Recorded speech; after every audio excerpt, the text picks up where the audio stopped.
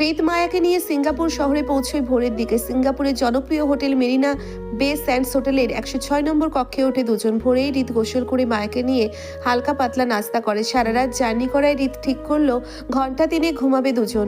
সেই অনুযায়ী রিদ মায়াকে সঙ্গে নিয়েই শুয়েছিল ঘুমাতে, কিন্তু অতি এক্সাইটমেন্টে মায়া ঘুমাতে পারেনি। রিদের ব্ল্যাঙ্কেটের নিচে ছটফট করে উল্টে রিদের ঘুমের ব্যাঘাত ঘটাচ্ছে। বিষয়টা মায়া লক্ষ্য করে চুপিসারে বিছানা থেকে উঠে যায়। রুম ছুঁড়ে ঘুরঘুর করে বেশিক্ষণ। জীবনের দ্বিতীয়বার মায়া দেশ ছেড়ে বিদেশের মাটিতে পা রেখেছে। সেই আনন্দে মায়ার চোখে ঘুম নেই। মায়া রুম ছেড়ে বারান্দায় পা রাখতেই মুক্ত হাওয়া এসে মায়ার শরীর ছুঁয়ে যায়। উষ্ণ নরম হাওয়া, হালকা শিরশিরে ঠান্ডা। মায়ার গায়ে ওড়না নেই। ঘুমানোর সময় মায়া ওড়না সঙ্গে নিয়ে শোয় না। বিছানার পাশে ওড়না রেখে তখন শুয়েছিল, সেটা এখনো সেখানেই আছে। সঙ্গে নিয়ে আসতে ভুলে গেছে মায়া। মায়ার ভেজা চুলগুলো সব পিঠে ছাড়া। রিদের পরপরই মায়াও গোসল করে নিয়েছে।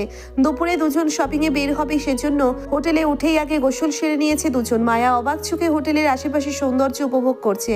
সিঙ্গাপুরের ছোট শহরটি খুব পরিষ্কার পরিচ্ছন্ন। এতটা পরিষ্কার পরিচ্ছন্ন হয়তো বাংলাদেশের সাধারণ মানুষের ঘরবাড়িও থাকে না। সবকিছু কেমন ডিসিপ্লিন আর নিয়মে চলে এখানকার। রাস্তায় ধুলোবালি নেই, কোথাও কোনো ময়লা আবর্জনা নেই। সবকিছু কেমন সাজানো গোছানো আর পরিপাটি। মায়া অবাক চোখে সবকিছু দেখছে। রিদ বালিশে উপুর হয়ে ঘুমিয়েছিল। হঠাৎ হৃদের ডান পাশটা খালি অনুভব হতেই হৃদের ঘুম ছুটে যায়। ঘুমন্ত চোখে বালিশ থেকে মাথা তুলে মায়ার সন্ধান করে। মায়াকে আশেপাশে কোথাও দেখতে না পেয়ে হৃদ বিরক্তি নিয়ে কপাল কুঁচকে ঘাড় ঘুরিয়ে বামে তাকিয়ে বারান্দার দরজা খোলা পেয়ে বুঝে নিল মায়া বারান্দায় আছে। হৃদ গলা উঁচিয়ে ডাকলো মায়াকে। রিদ, এই রিদ, রুমে এসো। হৃদের মেজাজি ডাক মায়া শুনতে পেয়ে দৌড়ে ঘরে আসে। হৃদের ঘুম অল্প সময়ে ভেঙে যেতে দেখে মায়া তৎপর হয়ে এগিয়ে এসে বলল, কি হয়েছে? আপনি ঘুম থেকে উঠে গিয়েছেন কেন? তুমি বারান্দায় কি করো? হৃদের তীক্ষ্ণ গলা। মায়া স্পষ্ট জবাবে বলল, ঘুম আসছিল না, তাই একটু বারান্দায় দাঁড়িয়েছিলাম। কিন্তু আপনি ঘুম থেকে উঠে গেছেন কেন? কোনো সমস্যা? কোনো সমস্যা? শরীর খারাপ লাগছে? মায়া এগিয়ে এসে হৃদের কপাল দেখতেই হৃদ ফির মেজাজি গলায় বলল, হ্যাঁ লাগছে। বউ পাশে না থাকলে অকারণে শরীর খারাপ হয়েছে আমার। তুমি পাশে শুয়ে থাকো, ঘুমাবো আমি। এসো। মায়া নাছোড়বান্দা হয়ে বলল, আমার ঘুম আসছে না, আমি শোবো না। আপনি ঘুমান, আমি তো রুমেই আছি। মায়া না করায় হৃদের বিরক্তি বাড়ে। এই বেয়াদব মহিলা কখনোই তার প্রয়োজন বুঝবে না। এই মহিলাকে উত্তর বললে দক্ষিণ বোঝে, পূর্ব বললে পশ্চিম বোঝে। হৃদ বিরক্তি নিয়ে উঠে বসে একটানে গায়ের সাদা টি শার্টটি খুলে ফ্লোরে ফেলে পুনরায় বালিশে মুখ গুজে শুতে শুতে বলল, ঠিক আছে, ঘুমানোর দরকার নেই, আমার পিঠ ব্যথা করছে, মালিশ করে দাও। এসো। মায়া আর না করলো না, বরং সুন্দর করে বিছানায় উঠে বসলো। হৃদের পিঠ বরাবর বসে দুহাতে হৃদের চওড়া বলিষ্ঠ পিঠে রাখে। মায়ার দৃষ্টি ঘুরে গেল হৃদের বলিষ্ঠ পিঠে। হৃদের ফর্সা পিঠে বেশ কিছু কালো ছোট তিল দেখতে পেল। স্বামী স্ত্রীর সম্পর্কের মাঝেও মায়া কখনো হৃদের উন্মুক্ত পিঠ লক্ষ্য করেনি, আজই প্রথম। মায়া ধীরে ধীরে হৃদের পিঠ মালিশ করায় মনোযোগী হতে হতে হৃদকে ডাকলো, এই যে শুনছেন, ঘুমিয়ে পড়েছেন? একটা কথা বলি। হৃদ ঘুম ছড়ানো কণ্ঠে উত্তর করলো, হৃদের উত্তর পেয়ে মায়া চট করে বলল, আমি যে আপনার পিঠ মালিশ করছি, এতে আপনি আমাকে কি দেবেন? মায়া হৃদের পিঠ মালিশ করছে সবেমাত্র 1 মিনিট পেরিয়েছে, আর এখনই মায়া হৃদের পিঠ মালিশের জন্য ঘুষ চাচ্ছে। অথচ হৃদ মায়াকে খুশি করতে সুদূর বাংলাদেশ থেকে সিঙ্গাপুর নিয়ে এসেছে বিয়ের শপিং এর জন্য। মায়ার জন্য হৃদের এত কিছু করার পরও সেই মায়াই হৃদের অল্প সেবাতে ঘুষ চাচ্ছে। হৃদ ঘুমের তাড়নায় মায়ের মতলব ঠিকঠাক বুঝতে পারেনি। সে ভেবেছে তার বউ কোনো জিনিসপত্র চাওয়ার আবদার করবে। হৃদ সেই ভেবে উত্তর দিয়ে বলল, কি চাই তোমার? একটা বেবি চাই, দিবেন? মায়া অতি উৎসাহে হৃদের কাছে বেবির জন্য এমনভাবে আবদার করলো যেন হৃদ একটু পরেই সিঙ্গাপুরের শপিং মল থেকে মায়াকে সুন্দর দেখতে একটা বেবি কিনে দিবে, আর মায়া বেবি পেয়ে খুশি হয়ে যাবে। মায়ার উত্তরের আশায় হৃদের মাথার দিকে তাকিয়ে রইল, অথচ হৃদ মায়ার আবদারে কোনো উত্তরই দেয়নি, যেন সে শুনতে পায়নি মায়ার কথা। মায়া হৃদকে নিশ্চুপ দেখে হৃদের পিঠ ছাকিয়ে সজাগ করে বলল, কি হলো, ঘুমিয়ে পড়েছেন? বলুন না, আমার একটা বেবি কবে হবে? কাল। কাল? যা, কাল কিভাবে হবে? বেবি হতে 10 মাস সময় লাগে। একদিনে বেবি হয় না, জানেন না আপনি? না তো জানি না তো, মাত্রই শুনলাম আপনার কাছ থেকে। জান, মিথ্যা কেন বলছেন? আপনি সব জানেন, জেনে বুঝে আমাকে বোকা বানাতে চাচ্ছেন। প্লিজ বলুন না, আমার একটা বেবি কবে হবে? আজই হবে। একটু পরে শপিং মল থেকে বড় দেখে তোমার জন্য একটা বেবি নিয়ে আসবে। এমন মাথা না খেয়ে সেবা করো, এখন মাথা না খেয়ে সেবা করো। হৃদের হেয়ালিতে মায়া চেতে উঠে বলল, আমি কিন্তু আপনাকে খেলনা বেবির কথা বলছি না, আমার সত্যিকারের একটা বেবি চাই। সবার বেবি হচ্ছে, আমার কেন হয় না? কারণ তুমি মন দিয়ে স্বামীর সেবা করো না, তাই। আগে স্বামীর সেবা করো মন দিয়ে, তারপর আল্লাহ খুশি হয়ে তোমাকে একটা বেবি দান করবে, বুঝেছো? মায়া উৎসাহে বলল, সত্যি?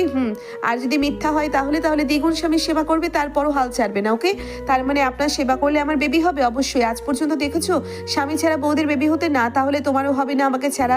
আমার সেবা করলেই তোমার বেবি হবে, নয়তো না। কি শুনবে আমার কথা? হ্যাঁ। মায়া হৃদকে সম্মতি দিয়ে টুপ করে হৃদের খালি পিঠে শব্দ করে চুমু খেলো, 1টা 2টা 3টা, পরপর বেশ কয়েকটা।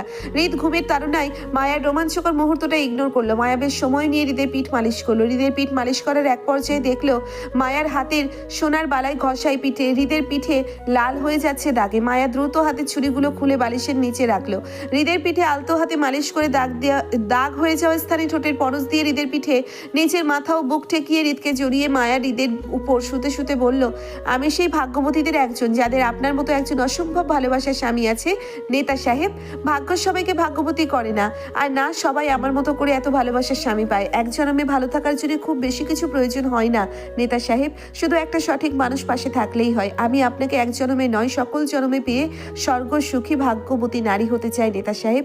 আয়নের মা শেফালি চৌধুরী আরাফ খানের মেজ সন্তান, নিহাল খানের ছোট শেফালি চৌধুরী। বিয়ে হয়েছিল চৌধুরী পরিবারের বড় ছেলে রাইহান চৌধুরীর সঙ্গে।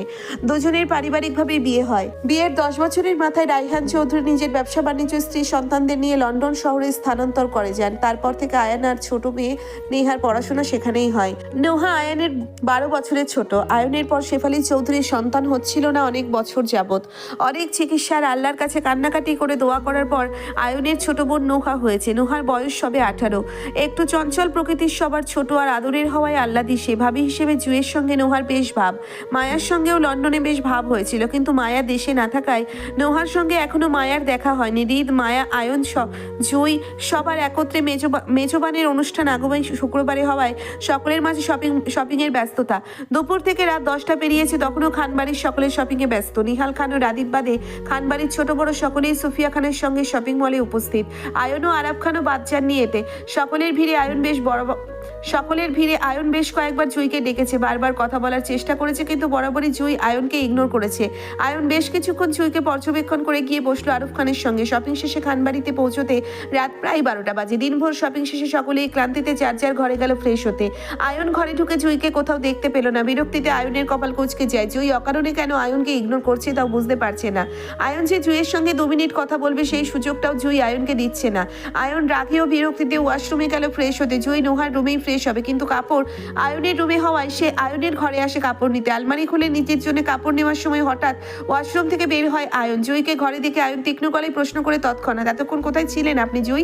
জুই উত্তর করলো না। আয়নকে দেখেও না দেখার ভান করে নিজের কাপড় নিয়ে ঘর থেকে বেরোতে চাইলে দ্রুত পথ আটকায় আয়ন। জুইয়ের হাত নিজের দিকে টেনে নিয়ে রাগে বলল, কি সমস্যা আপনার জুই? দুপুর থেকে দেখছি আপনি আমাকে ইগনোর করছেন, ডাকছি উত্তর দিচ্ছেন না, কথা বলছেন না। কি হয়েছে আপনার, এমন করছেন কেন?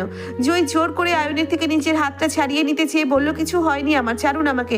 নোহা অপেক্ষা করছে আমার জন্য, আমি আজ নোহার সাথে ঘুমাবো। আয়ন বেদ্রুপ করে বলল, কেন আপনি নোহার সাথে ঘুমাবেন? নোহা আপনাকে বিয়ে করেছে নাকি আমি করেছি? বিয়ে করলেই কি আপনার সাথে ঘুমাতে হবে? আমি ঘুমাবো না আপনার সাথে, ছাড়ুন বলছি। কেন আমাকে বিয়ে করার আগে আপনি জানতেন না স্বামীর সাথে ঘুমাতে হয়? আমি তো বউয়ের সাথে ঘুমানোর জন্যই আপনাকে বিয়ে করেছিলাম জুই। আমাদের বিয়ের আগেই তো আপনাকে আমি অবগত করেছিলাম যে আমার বউ লাগবে, বউ ছাড়া রাতে ঘুম হয় না। এসব বলেননি আপনি জানতেন না এসব বলিনি আপনাকে, আপনি জানতেন না এসব?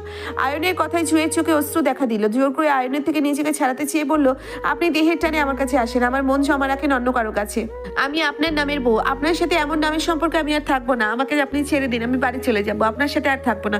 কথা শেষে জুয়ের কান্না বাড়ে। আয়নের কপালের ভাঁজ আরো দৃঢ় হয়। তীক্ষ্ণ গলায় প্রশ্ন করে বলে, আপনার কি হয়েছে সত্যি করে বলুন তো জুই? কেউ কিছু বলেছে আপনাকে? না। তাহলে এমন করছেন কেন? কিছু করছি না আমি। আপনি যান আপনার সুন্দরী বান্ধবীর কাছে, যার সাথে দুপুরে জড়াজড়ি গলাগলি করছিলেন। আমি আপনার সাথে থাকবো না। জেফা তালুকদার আয়ন হৃদের ছোটবেলার ফ্রেন্ড ছিল। জেফাকে সুফিয়া খান দাওয়াত করায় জেফা নিজের ছোট বোনকে নিয়ে আয়ন হৃদের বিয়ের অনুষ্ঠানে এসেছে। অনেক বছর পর দুজনের হঠাৎ দেখা হয়। জেফা আয়নকে জড়িয়ে ধরেছিল দুপুরে বন্ধুত্বের সম্পর্কে, কিন্তু বিষয়টা জুই খারাপভাবে নিয়েছে ভেবে আয়নের হাসি পেল। আয়ন দুষ্টু হেসে জুইকে শুধিয়ে বলে, আপনি কি জেফাকে নিয়ে জেলাস জুই? জুইয়ের রাগ বাড়ে। জুই রাগে কটমট করে আয়নকে বলে, মোটেও না, ছাড়ুন আমাকে। আয়নের ঠোঁট প্রসারিত হলো দুষ্টু হাসিতে। আয়ন কৌতুক করে বলল, সরি জান, ছাড়া তো যাবে না, কত যুদ্ধ করে বিয়েটা করলাম আপনাকে, বউ ছাড়লে হবে বলুন? হৃদ মায়াকে নিয়ে দুপুরে শপিংয়ে বেরিয়েছিল। সিঙ্গাপুরের জনপ্রিয় অর্চার্ড রোড লাক্সারি এবং হাই স্ট্রিট ব্র্যান্ডের কেনাকাটার প্রধান স্থান। হৃদ মায়াকে সেখানে নিয়ে যায়। কেনাকাটায় দুজনেই ব্যস্ত। হৃদ মায়াকে সময় দিচ্ছে পছন্দ অনুযায়ী শপিং করতে। দুজনের শপিং শেষ করতে রাত প্রায় 12টার ঊর্ধ্বে। হৃদের বিরক্তি নেই, সে বউকে সময় দিচ্ছে। কেনাকাটার পুরোটা সময় হৃদ মায়ার হাত চেপে রেখেছিল। শখের নারীর জন্য পুরুষ মন থেকেই কাজ করে। যেমন বেপরোয়া হৃদ খান শত ব্যস্ততার মাঝেও শখের নারীর খেয়াল রাখছে।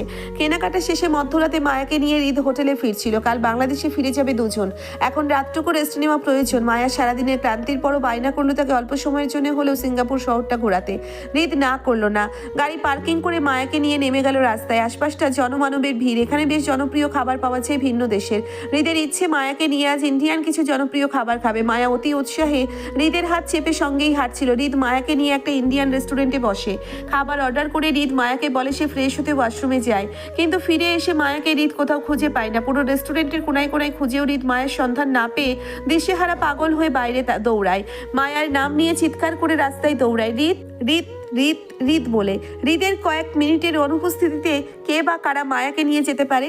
মায়া কখনোই হৃদকে না জানিয়ে কোথাও যাবে না, বরং শত সমস্যা হলেও হৃদের বসিয়ে রেখে যাওয়ার স্থানেই মায়া বসে থেকে হৃদের ফেরার অপেক্ষা করবে। এই মুহূর্তে মায়া নেই, তার মানে কেউ না কেউ মায়াকে হৃদের অনুপস্থিতিতে ধরে নিয়ে গেছে। কিন্তু কারা? কাদের এত সাহস হতে পারে যে হৃদ খানের বইয়ের দিকে হাত বাড়াতে পারে, তাও সিঙ্গাপুরে এসে? দিশেহারা হৃদ হোটেল থেকে কোনো গার্ড কিংবা ড্রাইভার নিয়ে আসেনি। সে মায়াকে নিয়ে হোটেলের গাড়ি ড্রাইভ করে একাই বেরিয়েছিল। মধ্যরাতে হঠাৎ মায়া হারিয়ে যাওয়ায় হৃদের উত্তেজনা ছিল দেখার মতো। দিশেহারা হৃদ মায়ার নাম নিয়ে পাগলের মতো দৌড়াচ্ছিল এদিক ওদিক। মায়ার খোঁজা বেশ কিছুক্ষণ পর রাস্তার অদূরে মানুষের ভিড় দেখা গেল। পথচারী কেউ কেউ উত্তেজনায় সিঙ্গাপুরের পুলিশকে ফোন করেছে এখানে একটি রক্তাক্ত লাশ রাস্তায় পড়ে থাকতে দেখে। হৃদ ভিড় ঠেলে ভেতরে যাওয়ার সাহস পেল না। মাত্র কয়েক মিনিটে কেউ মায়াকে মেরে ফেলে যাবে না নিশ্চয়ই। হৃদ নিজের বিশ্বাস নিয়ে চলে যেতে গিয়েও মনের সান্ত্বনায় ফিরে এসে ভিড় ঠেলে ভেতরে ঢুকতেই হৃদের মাথা চক্কর দিয়ে উঠল। রক্তাক্ত শরীরে গলাকাটা অবস্থায় মায়া রাস্তায় পড়ে আছে, চোখ দুটো উল্টানো, দুই হাতের মাটিতে জিভ কামড়ে নিথর অবস্থায় পড়ে আছে মায়া। হয়তো মাত্রই মারা হয়েছে মায়াকে। এখনো গলগল করে তাজা রক্ত গলাকাটা স্থান দিয়ে রাস্তায় ভেসে যাচ্ছে।